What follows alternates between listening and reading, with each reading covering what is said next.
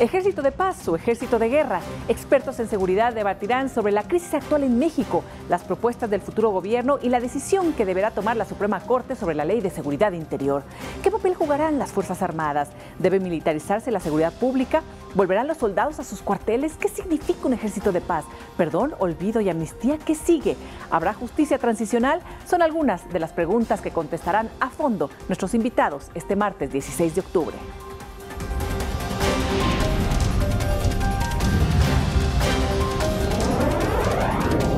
A fondo, con Elisa Alanís. Y esta noche, en el primer bloque, resolveremos o debatiremos la primera pregunta: ¿cómo resolver la crisis de seguridad? ¿Fuerzas Armadas, sí o no? En la segunda parte de nuestro programa, nuestros invitados debatirán sobre Ley de Seguridad Interior, ¿sí o no? En el tercer bloque, ahondaremos en algunos otros temas. Mecanismos para las internacionales para México, ¿los necesitamos en nuestro país? Veremos con nuestros invitados. Y para finalizar, resolveremos esta crisis con perdón y olvido. ¿Bajo qué circunstancias?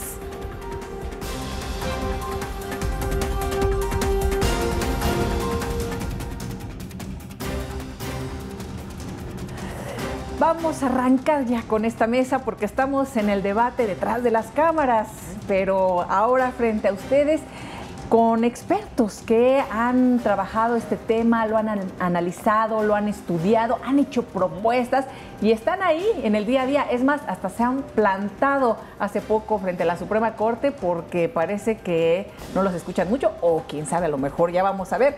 Alfredo Lecona, qué gusto que estés aquí con nosotros, Elisa, del colectivo Seguridad Sin Guerra. Y no venía preparada, Alfredo, pero trae su playera, ¿verdad? Doria Vélez, muchísimas gracias por estar aquí con nosotros, directora de investigación del Observatorio Nacional Ciudadano.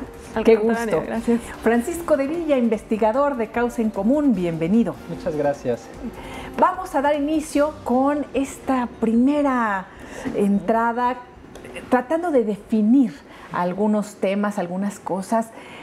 Ejército de paz, ejército de guerra, ¿qué significa eso y qué es lo que requiere nuestro país? ¿Más militarización? ¿Menos militarización? ¿Sí o no? No. Ya no definitivamente no, es un contundente no podemos seguir por una ruta que ha evidenciado un fracaso, una estrategia que se inició, una lucha frontal contra el crimen organizado sin mayores diagnósticos a los 5 días en los que Felipe Calderón llevaba como presidente, que es cuando hace esta declaratoria de guerra al crimen organizado, pero lo que se ha recogido en estos últimos 12 años de esa fallida guerra, sí son ya evidencias, sí son ya experiencias muy dolorosas. Ocurrieron demasiados crímenes atroces en este país que a todas luces nos dice la militarización ya no puede seguir siendo el camino. A ver, pero yo aquí voy a ser de abogada del diablo, porque mucha gente dice, a ver, pero justamente los grandes crímenes pues los han cometido el crimen organizado, los narcos, la delincuencia, y para eso pues qué mejor que el ejército para combatir a estas fuerzas que también están armadas hasta los dientes. Ahí, ¿por qué no? ¿Por qué no el ejército en estos casos, por ejemplo? Bueno, hay diferentes riesgos que podemos ver ante esta normalización o posible normalización del ejército haciendo funciones de seguridad pública. Por ejemplo, se ha hecho un esfuerzo que realmente no totalmente logrado porque las policías tengan una formación que actúen en el sistema de justicia penal acusatorio y tengan un perfecto dominio o deberían tener un perfecto dominio de cómo operar como primer respondiente. Las Fuerzas Armadas van a tener que enfrentarse ante todo un mecanismo de proceso penal en el cual tienen que dominar cómo actuar como primeros respondientes y cómo integrar todo este proceso. Las Fuerzas Armadas su naturaleza no es actuar como primeros respondientes, como policías. Entonces el grave riesgo a largo plazo es de que en el proceso los abogados de las contrapartes, con el mínimo error que tengan las Fuerzas Armadas, se caiga todo. Y eso nos perjudica a la sociedad, los perjudica a los propios militares y a las fuerzas y a las policías las debilita porque no se está invirtiendo en ellos. A ver, a nivel internacional no es algo que se esté discutiendo nada más en México. Hay organismos de derechos humanos, hay instituciones democráticas que han planteado la seguridad interior, la seguridad pública debe estar a cargo de civiles. Es un riesgo que los militares estén a cargo de ello. Y aquí en México, bien recordabas, regreso un poquito, Alfredo, los 5 primeros días de Felipe Calderón, en donde en lugar de, en un caso de emergencia, evocar a la Constitución y un estado de excepción, como su nombre lo dice, ¿verdad? De manera excepcional, con todos los controles que ello implica, ir al Congreso y demás, pues se quieren evitar ese costo político y dicen, van los militares, pues de manera inconstitucional han estado actuando a lo largo de todos estos años. Pero, pues, ¿qué hacer en una realidad en donde ya están los militares actuando de esta manera? Pues aquí me parece importante plantear que es necesario que haya una claridad en cuanto a la estrategia de seguridad. Digo, si bien recordamos que al inicio de la administración de Calderón, bueno, justo lo más notable era ese inicio de la guerra contra el narco, realmente si hacemos un análisis más a profundidad respecto al planteamiento del papel que jugaría el ejército en tareas de seguridad pública, no hay una diferencia sustancial entre lo que planteó en su momento Felipe Calderón y lo que en su momento planteó Andrés Manuel López Obrador. Ambos hablaban de que únicamente era una participación parcial, en tanto se fortalecían los cuerpos de seguridad pública, es decir, los policías municipales, estatales, pero bueno, vemos que eso realmente nunca sucedió. ¿Nunca llegó? Y me parece que aparte nos estamos yendo por una salida fácil, las recetas más sencillas, las que suenan más llamativas, ¿no? Y creo que esto es muy significativo, sobre todo cuando analizamos todo el debate que ha habido en torno a la seguridad, en torno a qué hacer con la Policía Federal, con el Ejército, porque comenzamos a escuchar una serie de ideas en la cual todo consiste en aumentar la cantidad de elementos, sin especificar para qué o con qué fines, o finalmente cómo se va a garantizar todo este proceso de capacitación para que, en teoría, logren funcionar bajo este esquema de seguridad pública, ¿no? No tenemos ninguna claridad respecto a qué sería esa Guardia Civil, ¿no? Porque si bien ahora escuchamos, ¿no?, que esa estaría al mando de un civil y contaría con la participación de militares, bueno, en cierta forma estamos hablando de lo mismo, pero planteado de una manera distinta, porque finalmente la seguridad pública estaría en manos de quienes realmente no han tenido una capacitación como tal para ese tipo de labores y que finalmente la formación que ellos han tenido ha sido justo para un contexto de guerra, el cual, como hemos mencionado, pues realmente no podemos hablar que exista como tal en el país. A ver, ¿cómo poder distinguir lo que debería de estar haciendo el ejército actualmente, lo que debería estar haciendo la policía en un contexto en el que no hay guerra, pero un contexto en donde hay homicidios, ejecuciones, desapariciones y un costo y una crisis humanitaria como si estuviéramos? Exacto. ¿Cómo explicar esto? Es que no nos podemos desapegar del contexto y de la realidad. O sea, es a todas luces claro que no teníamos esta crisis de derechos humanos, pero ni asomada de las magnitudes como hoy la conocemos en 2005, en 2006. O sea, realmente, no, y volviendo un poquito a lo que mencionabas al inicio, no es que presumamos que es el ejército mexicano y que es la Marina quien está cometiendo todos los crímenes atroces, sino tenemos que analizar qué se despertó, qué monstruo despertó esta estrategia sin rumbo, cuando habían 7 cárteles aproximadamente al inicio del sexenio de Felipe Calderón, y hoy se pulverizaron y se desatomizaron muchísimos. Ahora son más de 80 grupos criminales a lo largo del país que cometen este tipo de atrocidades, y que evidentemente la presencia militar en las calles no ha funcionado, no los ha reducido, sino que incrementó y potencializó esos crímenes graves y estas graves violaciones a los derechos humanos, que es lo que tenemos. O sea, va vinculada a la estrategia con el resultado. Cerca de 80 distintos grupos. A ver, y yo recuerdo que parte del discurso que hemos escuchado a lo largo de estos gobiernos es, pues es que se están matando entre ellos. Ajá. ¿no? Esta es la De respuesta fácil. ejecuciones, de no sé qué. Y bueno, me acuerdo con Javier Duarte, no sé si recuerdan, ahí en la calle principal, cuando iba a tener una reunión de Conagua, apenas había entrado, y aparecieron ahí cuerpos tirados en toda la en el avenida. trayectorio, sí, Impresionante. Y el tema era ese. Aquí ya ven, los malos se van a morir. O sea, dices, ¿malos quiénes son? ¿Cuándo fueron juzgados? O sea, y mi pregunta es, ¿se están matando entre los malosos, entre los miembros del crimen? ¿Qué está pasando? ¿Qué estamos viviendo en el país? Porque ese ha sido parte del discurso, ¿no? Y de decir, claro, entre ellos se matan y entonces pues el ejército lo que va a hacer es pulverizarlos y entonces debilitarlos. Sí. ¿Qué pasó? Sí. Respondiendo a la pregunta, ¿cómo responder a la crisis de seguridad? Un elemento fundamental es el desarrollo policial. Causa en común lo que analiza es cómo se encuentran las policías en cuanto al desarrollo policial. Y detectamos que se ha evadido totalmente tanto del Secretariado Ejecutivo del Sistema Nacional de Seguridad Pública como de las autoridades estatales el desarrollo policial. Por decir algo, el hallazgo que tenemos a nivel nacional, el promedio nacional del estudio del año pasado del INDEPOL arrojó que 0 sería perfecto. El promedio nacional es menos 41 en los 5 ejes que Causa analiza. Entonces, ¿cómo responder a las crisis de seguridad? Invierte en las policías, no evadas tu responsabilidad y no crees soluciones fáciles al principio que van a salir más costosas porque al final se van a caer los procesos, pone en jaque a las Fuerzas Armadas. Invierte en tus policías y esa estrategia no se hizo y la prueba está en que cómo explicamos que el promedio nacional sea menos 41 debiendo ser 0 al menos el cumplimiento de la ley. Abandonaron a las policías. Así es. Y es Las abandonaron. Y por eso nos explicamos que pues están brotando estas circunstancias, no se pueden contener. ¿Quién realmente cumple con el desarrollo policial?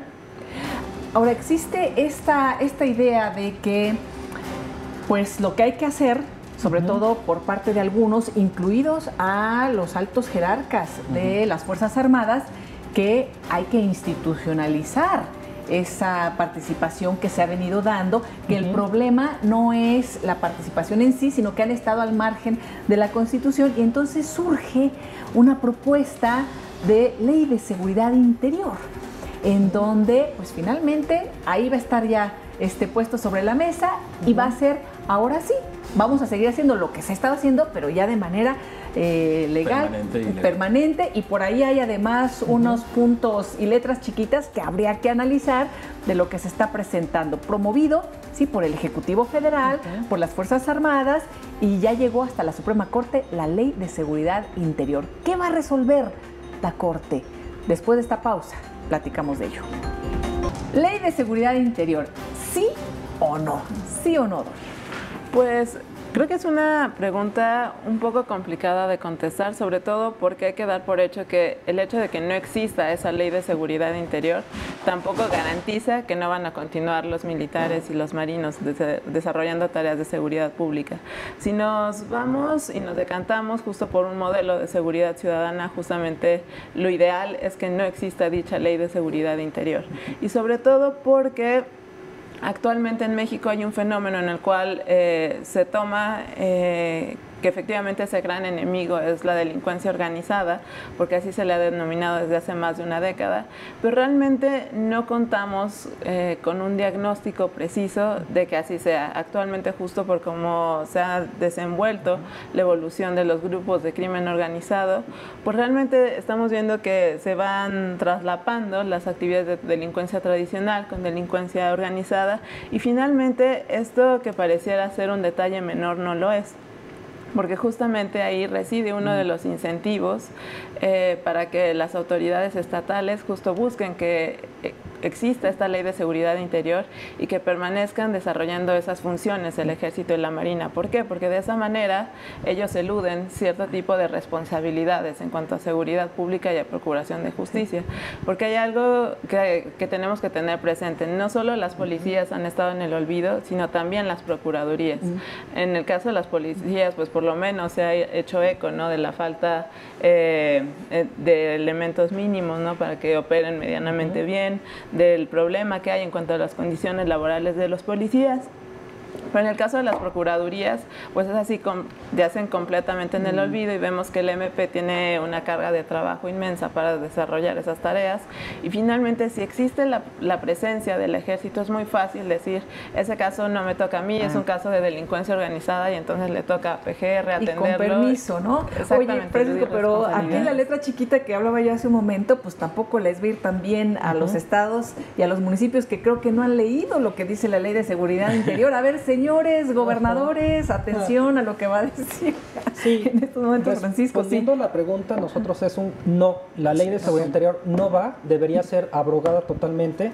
Presenta vicios graves de constitucionalidad. El colectivo, organizaciones internacionales desde el año pasado, categóricamente insistimos, nos cansamos de decirles, por favor, señores, no a esta ley. Aún así, no les importó y aprobaron esta cosa que tiene, como bien mencionas, letras chiquitas. La verdad tiene muchos problemas, pero me gustaría comentarles, respondiendo a esta pregunta, nadie lee el artículo 2º transitorio de la ley. A ver, y si lo lee no dice nada. Pero prácticamente señala que la fiesta, o en pocas palabras, todos los gastos que implique la activación de esta ley, la tienen que pagar las propias autoridades locales. O sea que la fiesta la pagan ellos y ellos no la organizaron. Entonces ponen en jaque sus finanzas. Y no solo eso, partimos de un sistema, debería haber un sistema federal en el que se respete lo que sabemos, el ámbito local y federal, y con esta ley, quien mande del Ejecutivo o del ámbito federal impone orden, en pocas palabras, en los estados. ¿Impone orden a través de qué? ¿De militares? O sea, de una persona que se designa con todo el mecanismo que especifica la ley. Las autoridades le tienen que brindar locales todo el apoyo que ellos necesitan. Qué miedo si soy minoría en un estado, ¿no? Claro. Porque ya me pulverizaron con los mecanismos que establece aquí. Es decir, es una manera también perversa, un incentivo para controlar desde la federación o desde el gobierno federal a los distintos estados que, por ejemplo, no estén dentro del lineamiento de mi partido, por ejemplo. Eso lo prevé la ley. O sea, la ley lo permite, de que lo ocupen o no, hay situaciones preocupantes, ¿no? Déjame decirte lo que está pasando en Sonora. Que hay algo que se ha debatido muy poco realmente, pero tenemos ya en la primera solicitud de un Congreso estatal para que la Ley de Seguridad Interior se aplique a través de la emisión de una declaratoria de protección de la seguridad interior. Esto lo hizo la nueva mayoría de Morena en el Congreso de Sonora la semana pasada. Eso? A ver, apartamos de esto, ¿no? Otra de las aberraciones de la ley. Peña Nieto dice el día que promulga la ley, el 21 de diciembre del año pasado, no vamos a usar la Ley de Seguridad Interior hasta en tanto la Suprema Corte de Justicia no resuelva, ¿no? Es cierto. Sí. Y muchas personas se fueron con esa finta, ¿no? O sea, hoy por hoy hay funcionarios incluso que dicen que la Ley de Seguridad Interior no está vigente. No. Hace esta declaración, la promulga y la letra chiquita de su declaración es: no voy a emitir yo una declaratoria de protección de la Ley de Seguridad Interior. Digamos que de los dos regímenes que tiene la ley, uno es el de la declaratoria. O sea, que es para que se entienda bien, un documento donde el presidente está diciendo las Fuerzas Armadas van a estar en esta región atendiendo este problema porque se ha puesto en riesgo la seguridad interior, un concepto muy ambiguo, malo de la propia ley, por tanto tiempo y un despliegue de esta naturaleza, ¿no? Entonces es la forma más, entre comillas, gigantes, transparente de decir cómo se va a hacer el despliegue de las Fuerzas Armadas o de las Fuerzas Federales. El otro régimen es el del artículo 26 de la ley, que es el que dice que las Fuerzas Armadas permanentemente y sin necesidad de emitir declaratoria alguna van a estar realizando actividades encaminadas a prevenir riesgos o amenazas a la seguridad interior, lo que quiera que quiera decir eso, exactamente. Entonces, pues a ver, la Ley de Seguridad Interior se está aplicando, sí, desde el 21 de diciembre que está vigente. Todo el actuar del ejército, sea de seguridad pública, bajo esta etiqueta mañosa de la seguridad interior, está cobijada y está respaldada por la opacidad que brinda la ley. Pero el régimen de la declaratoria, o sea, el primero, el de Peña Nieto haciéndolo, puede hacerlo motu propio, Peña Nieto, a petición de un gobernador o gobernadora o a petición de los congresos de los estados. Y aquí es donde vino lo interesante en Sonora. Sonora, que es el estado de Alfonso Durazo, donde es senador, secretario de Seguridad. El próximo Seguridad Pública, que una y otra vez nos ha dicho a Seguridad Sin Guerra, no me dejará mentir José Francisco, que van a esperar a la resolución de la Suprema Corte para decidir qué hacer con la Ley de Seguridad Interior, pues desde su estado, desde la mayoría de Morena, imponen la semana pasada un punto de acuerdo con la solicitud a Peña Nieto para que, en términos del artículo 11, tome la Federación el control de la seguridad pública en todo el estado de Sonora. Ni siquiera en términos de la propia Ley de Seguridad Interior, la diputada Ernestina Castro, coordinadora de Morena en Sonora, fundó adecuadamente esa solicitud. Nada más habló de la crisis que sí, evidentemente ha aumentado en Sonora, pero nunca en los requisitos mínimos de la ley, según el artículo 13, de qué instituciones están vulnerando, por cuánto tiempo se necesita el despliegue y qué regiones geográficas específicas. Un mensaje muy peligroso cuando la Suprema Corte de Justicia de la Nación está a punto de analizar la Constitución. ¿Cómo se puede explicar eso? ¿Cómo lo analizan? ¿A qué se debe? ¿Es que una presión política o es que Sonora ya requiere inmediatamente al ejército para salir de la violencia? Pues de entrada me parece, sobre todo considerando de parte de quién viene, ¿no? en el Congreso de Sonora, es que ahí sí siempre hubo cierta claridad respecto al modelo de seguridad interior. Inclusive si se hace una revisión del proyecto de nación que presentó Morena, ahí justo hablaba que para que continuara el ejército operando en las calles, ellos también iban por una ley de seguridad interior, ¿no? Y ahí me parece que de nuevo vemos que no se ha entendido realmente lo que está pasando en el país, porque de entrada optamos por crear este concepto de seguridad interior, sea lo que sea, que cada quien le dé la interpretación de lo que signifique.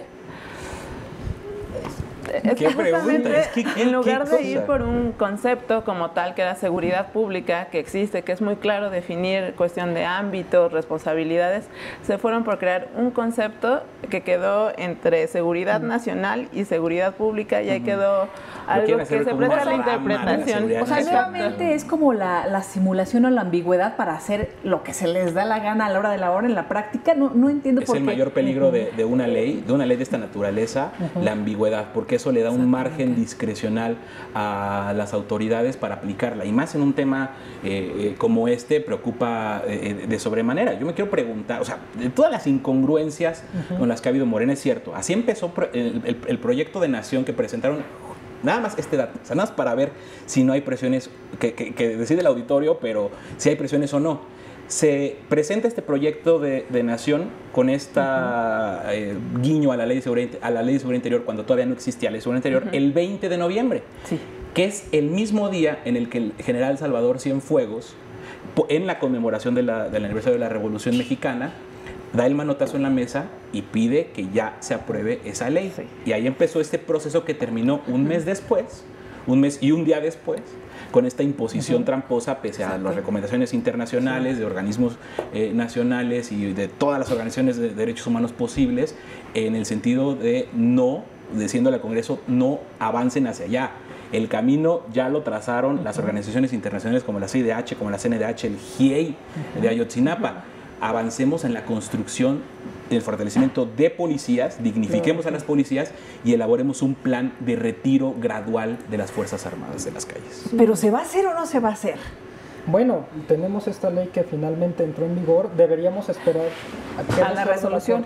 A ver, y ahí también hay ministros que han participado en labores policíacas en distintos estados, que bueno, a ver qué va a resolver, por cierto, la Corte Interamericana de Derechos Humanos sobre el caso Atenco, porque ahí el secretario de Seguridad Pública era el ministro Eduardo Medina Mora, ¿verdad? Y hay, bueno, en fin, es un tema de violaciones graves a derechos humanos, pero entonces a lo que me refiero es que hay ministros que han sido propuestos por los presidentes anteriores y el actual, y que tienen ahí vínculos desde hace mucho tiempo con los gobiernos. Entonces, yo no sé pues cómo van a definir un tema tan complicado teniendo vínculos tan cercanos también con los gobiernos, ¿no? Con los ejecutivos. En los términos y executivos que lo planteas, pues hay algo que se llama conflicto de interés y un deber ético. Si esta resolución pone en jaque quien los designó y finalmente el historial que tienen, pues lo ético sería al menos que no tomen parte en la decisión. Habrá que ver cómo lo resuelven. Bueno, pero ahí como que lo ético ya vemos que no pesa no, tanto. tendría que ser algo totalmente ilegal, digamos, para que dijeran ellos, esto me impide hacer esto, creo que por eso, pero que éticamente tomen una decisión está. Y creo que por eso toma relevancia complicado. lo que hizo el colectivo Seguridad Sin Guerra hace 2 semanas, justo el 2 de octubre. Tomamos las palabras del ministro presidente, de Luis María Aguilar Aquí va a Morales. escuchar a todos, ¿verdad? Ajá, que dijo que nunca más un 2 de octubre y sí la construcción de canales de diálogo para construir paz. O sea, es un resumen, no estoy parafraseando lo que dijo el ministro. Entonces lo que dijimos es, ¿recuerdan el ejercicio inédito de la Corte organizando audiencias públicas cuando interrupción legal del embarazo? Hace 10 años, hace ya una década. Repítanlo. En la guerra, la crisis es tan grave, nos debe de importar tanto, que aquí la justicia constitucional se tendría que abrir y tendrían que escuchar a las víctimas y las voces también a favor, las voces en contra, claro. Pero deberían de regresar a ese ejercicio inédito y tomar una decisión a la luz pública, con todas las personas interesadas viendo, y que somos todos y todas, viendo cómo la Suprema Corte resuelve y escucha. ¿Y ya les dieron fecha? No nos han respondido. ¿No Hoy se han cumplen respondido? 2 semanas y no nos han respondido. Una pausa y volvemos. ¿Necesita México mecanismos internacionales? Hace un momento comentaste del GIEI, Alfredo, y hemos platicado sobre qué sigue, qué continúa, porque en ocasiones parece que los esfuerzos internos de las ONGs, de políticos que también están comprometidos con procesos democráticos, pues no encuentran eco y no encuentran además esta ayuda, y sí nos hemos topado con algunos momentos en donde la intervención y el apoyo internacional es el que ha destapado además asuntos tan graves como el tema, por ejemplo, de Ayotzinapa. Si requiere o no, yo recuerdo que en uno de los encuentros en el Museo de Memoria y Tolerancia, Andrés Manuel dijo que aceptaba el apoyo internacional. Así es. Otra frase más de las muchas que ha dicho. ¿Será o no será? Se tiene que hacer un muy buen estudio de forma que esto no se utilice realmente como un tema exclusivamente político. No tienen que debilitar ni a las instituciones nacionales, y tenemos que analizarlo con toda la seriedad y relevancia que esto merece. Sí. Porque si no se maneja así, también como mencionas, como una frase más se puede utilizar para caminar hacia uno u otro sentido. Entonces se tiene que estudiar bastante bien. Sí. Y respecto a lo que mencionas, yo realmente no creo que haya una respuesta de si va a suceder el que esté abierto, ¿no?, a la intervención de organismos internacionales, sobre todo porque hemos visto que de un día a otro cambia no solo la narrativa, sino también el tipo de propuesta que se va a implementar. Y aquí habría que considerar que hay una diferencia significativa respecto a la postura que tiene un político antes de asumir un cargo y una vez que ya lo asume. Aquí, sobre todo, considerando la crisis de seguridad en la que se encuentra el país, lo que hemos visto desde hace más de una década, y sin sonar pesimista, lamentablemente durante la administración de López Obrador va a suceder un caso de alto impacto, ¿no? Sucederá una Ayotzinapa, un Tlatlaya, una fosa de San Fernando, algo de este tipo. Lamentablemente, por cómo está la situación, no podemos esperar un escenario distinto, ¿no? Y ahí justo la duda es cómo va a responder Andrés Manuel López Obrador, porque finalmente ahí ya él dejaría de ser meramente un actor marginal, sino él ya sería como el responsable, ¿no? O sería quien señalarían como el responsable de que eso haya sucedido y que finalmente se investigue. Sí. Yo aquí sí tengo más esperanzas. No, aquí al revés sí. O sea, creo que son 2 temas distintos, o sea, que estamos mezclando 2 temas. Sí, lo que vaya a pasar desde luego importa mucho, pero hay un solo camino para este país. O sea, llegamos a este punto de crisis, a este punto de violaciones graves a derechos humanos, que yo sí creo que hay un solo camino.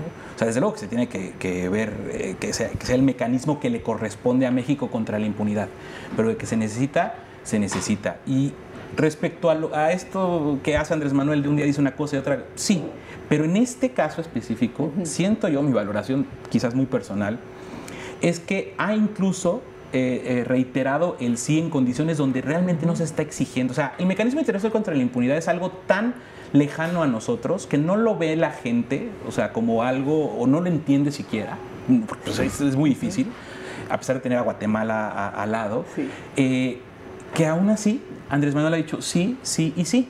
Y déjame decirte lo que pasó con los foros de consulta y con el evento de Tlatelolco con las víctimas, que fue muy impactante. En el evento de la Ibero, el 8 de mayo, Andrés Manuel, a la pregunta expresa de una agenda de paz, donde estaban Fiscalía Exirva, Seguridad sin Guerra, muchas otras demandas, al Mecanismo Internacional contra la Impunidad dijo sí. Y dijo sí, y tiene que ser la ONU. Estamos completamente de acuerdo con eso. Sí, que es un esquema muy parecido a lo que está en Guatemala. Bueno, justamente, o sea, es que no podemos, pero es un mecanismo que no hay como 34 formas de justicia transicional, o sea, de mecanismos que han surgido en el mundo. Igual y México requiere el propio, y esto es lo que nosotros pensamos, ¿no? Además, que no es lo mismo que una comisión de la verdad, ojo, el Mecanismo Internacional contra la Impunidad puede llegar a tener incluso facultades donde actúan como ministerio público, ¿no? O coadyuvan con el ministerio público. Hay que encontrar el mejor modelo para México. Hay que ver si se tiene que cambiar la Constitución o no. Ese es un debate. Pero de que hace falta y de que tiene que entrar, sí. Luego, después del evento del 8 de mayo, las víctimas, al ver también el desorden que ha habido con los famosos foros de foros escucha, donde la decisión errónea de Andrés Manuel para que los foros los organizara la Secretaría de Seguridad Pública, la futura Secretaría de Seguridad Pública, y no Gobernación, empezó a tener costos. Las víctimas se preguntan por qué tengo que estar hablando con los futuros funcionarios de Seguridad Pública, a pesar de que había presencia ahí de varios de la Secretaría de Gobernación, Alejandro Encinas principalmente, ¿no? Como futuro subsecretario de Derechos Humanos. Entonces, el evento de Tlatelolco del 14 de septiembre es una petición de viraje que hacen las víctimas, muchas víctimas y organizaciones que les acompañan, para decir, a ver, no, este proceso de justicia transicional lo tiene que organizar la Secretaría de Gobernación. Cuando digo justicia transicional me refiero a dos procesos que tenemos que ver en el país, uno de verdad y uno de justicia. Para el de verdad, Comisión de la Verdad. Para los de justicia, una Fiscalía General Autónoma e Independiente del Poder Político, un mecanismo internacional contra la impunidad y que como base tenga un sistema de protección a víctimas y testigos y un sistema de reparación. Entonces, esa es la agenda que le presentamos o que se le presentó a Andrés Manuel el 14 y afortunadamente dijo sí. A pesar de que todos los medios de comunicación se fueron con lo obvio, ¿no? Sí. El dolor que se expresó, que se vio ahí en Tlatelolco de las víctimas fue impactante. Yo creo que todos recordamos el señor que se desvaneció, la señora que hizo reclamos con la quiere que me hinque. Fue devastador emocionalmente, pero se perdió un poco, que aceptó, que Andrés Manuel dijo sí, y la ONU iba a entrar y no tenemos... Yo creo que va a ser, que vamos a ver ese proceso. Las mesas que se pidieron que se instalaran para eso ya van a ocurrir dentro de pronto. O sea, está respondiendo el futuro gobierno a esto, y de todo lo que está pasando en la cuarta transformación es a mí por lo menos de lo que más me da esperanza. A ver, pero entonces vemos aquí dos vías. Por una parte está el tema de proceso de paz, de reconciliación, justicia transicional, que ahí ha habido una integración y un discurso mucho más coherente y además más esperanzador. Sí. Pero por otra parte está el tema de seguridad, está el tema de la violencia, está el tema de los asesinatos, de las ejecuciones, de las desapariciones forzadas, de lo que sí se mantiene, del tráfico de armas. Entonces, ¿cómo poder ir conciliando? Y en ese mundo... no se tiene claro, hay mensajes contradictorios, y ahí en ese mundo es donde dice la gente, pues que sí entren los militares, porque ellos son los que tienen las armas. Entonces, nuevamente, yo preguntaría, ¿qué les responderían ustedes? Y voy a hacer como varias preguntitas de muchas que he escuchado en estos temas, y que yo diría a ustedes que tienen que responder, porque si los militares son los que tienen el armamento para combatir a los criminales que tienen, y es que están armados hasta los dientes. ¿Quién más? ¿Por qué no los militares? Insistimos, nos preocupa mucho este tipo de estrategias porque manda un claro mensaje de arraigo de las Fuerzas Armadas, en la cual se va de la responsabilidad de las autoridades políticas, de los estados y de la federación de fortalecer a las policías. Las policías deben de tener una capacitación ciudadana, una capacitación de cómo reacciono frente a un problema de seguridad pública. No es lo mismo tratar a un ciudadano que tratar una situación de extrema violencia o de seguridad nacional.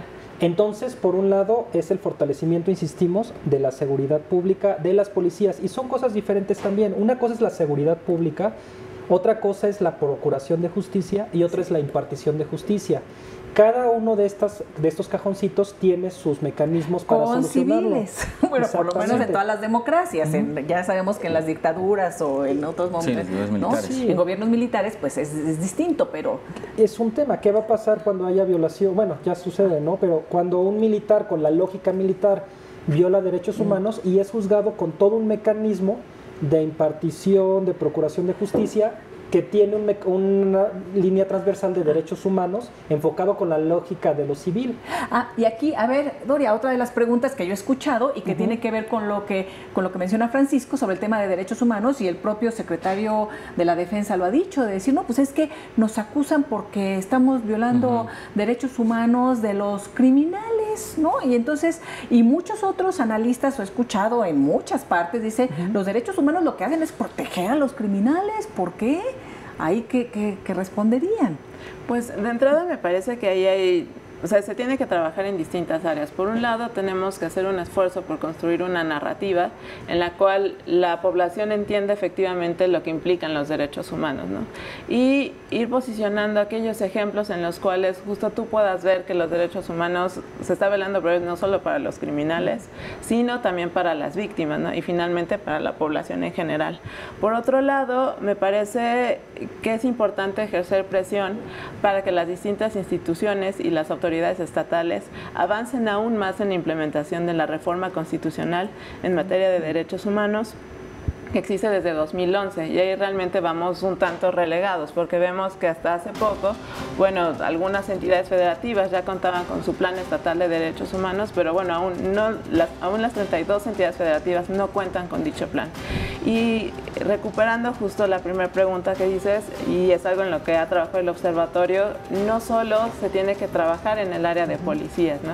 Ahí hicimos un proyecto que se denominó Por un México Seguro, en el cual justo lo que buscamos es que se construye una política pública de seguridad atendiendo áreas prioritarias y justo tratando de revertir lo que ha sucedido en los últimos años, ¿no? Que se considere que la responsabilidad de la seguridad pública en las entidades federativas le corresponde a la federación, ahí le corresponde a los estados.